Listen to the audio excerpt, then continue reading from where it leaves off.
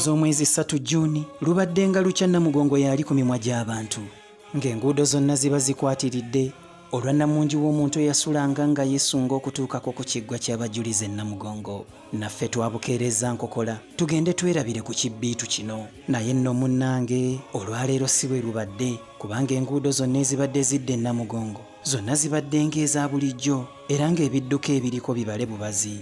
Bwe tulabye guli gutyo tugenze butereevu paka ku kiggwa ky'abakristaayo e Nakiyanja gye tusanze ng'ekifo kyayooyooteddwa bulungi era nga Ssaabalabirizi Stephen Samuel Kazimba Mugalu zibadde zaakawera ssaawa 2 ez'okumakya n'ayingira Nakiyanja. Ono ng'awerekeddwako bannaddiini mu biti eby'enjawulo omubadde abalabirizi, abadinkoni wamu n'abaawule ne Sipiika Rebecca Kadaga alambuziddwa ekkaddiyizo oba giyite museum.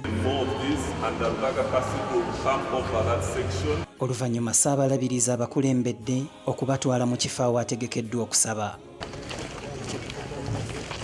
Wano omukubiriza w'olukiiko olukulu olw'eggwanga Rebecca alitwala Kadaga atongozza pulaani y'ekifo ekitegeerekese nga amphitheatre ekinaazimbibwa era nga kiteeberezebwa okutuuza abantu abawerera ddala 5,000. Oluvannyuma abakulu batutte ebifo byabwe era okusaba ne kutandika nga kukulembeddwamu kabwejumbira Ssaabalabirizi Stephen Kazimba ng'ayambibwako omulabirizi w'e Namirembe Wilberforce Kityo Luwalira. Bw'abadde abuulira, Ssaabalabirizi yeesigamye ku mulamwa gw'omwaka ogw'obumu wakati mu kunyigirizibwa era bw'atyo n'akubiriza abakristaayo bonna okubeera obumu. They were Toro and they were Conscious.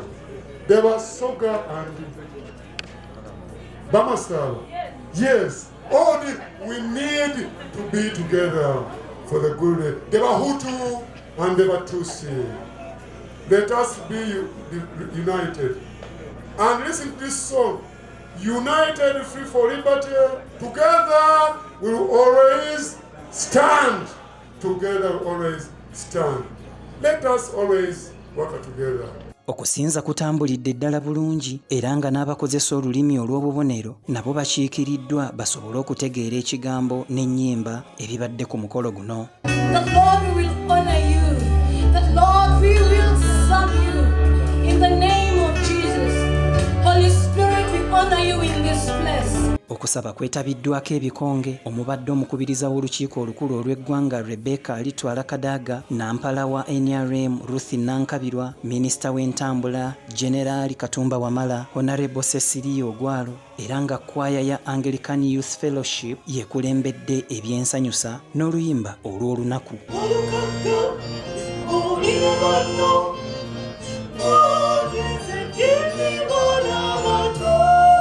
Abantu batono ddala abayitiddwa ku mukolo guno era babadde 40 bokka era nga Generali Katumba Wamala lunaalunyumyanga lutabaalo era yeesiimye olw'okubeera nti abadde omu ku abo 40 ab'enkizo abayitiddwa. Era njakyogerako kubanga nange njakiwandiikako ne mu ddaala yange nti nze mu miliyoni za 4 nze nali omu ku abantu 4 abajja ne babeerawo mu kujjukira olunaku luno. Weema ey'abakungu ebaddemu abantu 12 bokka ate weema ey'abakulembeze abali ku ddaala ly'obussaabalabirizi ebaddemu abantu 16 bokka ate yo weema eya kwaya ebaddemu abantu 14 bokka. Omugatte be bantu 42 okwo bw'ogattako weema ey'abannaddiini omubadde abalabirizi abadinkoni wamu n'abaawule babadde 16. Omugatte be bantu 58 ababadde balina okubeera ku mukolo guno ng'oggyeko bannamawulire. Kigenze mu byafaayo nti bannamawulire be basinze obungi ku mukolo guno era nga TV zokka eziri ku mutindo oba ezaakolamu ng'enjogera y'ennaku zino bwegamba nga Now TV ze zakkiriziddwa okuyingira. Omukolo gubaddeko kamera eza vidiyo 23, abo be bantu 23 bw'ogattako abasasi baabwe 23, bayinginiya n'ababadde mu byuma okukukasukira ebifaananyi anti abataafunye mukisa kutuukayo musobole okubeera nga mubiraba butereevu ku terefayina zammwe. Eyakiikiridde omukulembeze w'eggwanga Sipiika Rebecca alitwala Kadaga mu bubaka bwe bwasoose okusoma yeeyamye okukubiriza Paalamenti okusonda ssente ez'okuzimba n'okukulaakulanya ekifo ky'e Nakiyanja. I want to now ask the Member of Parliament I believe we have been supporting individually, but I think it's time for Parliament to support as an institution. I will go and discuss with my colleagues, but certainly something, not in billions, but something will come.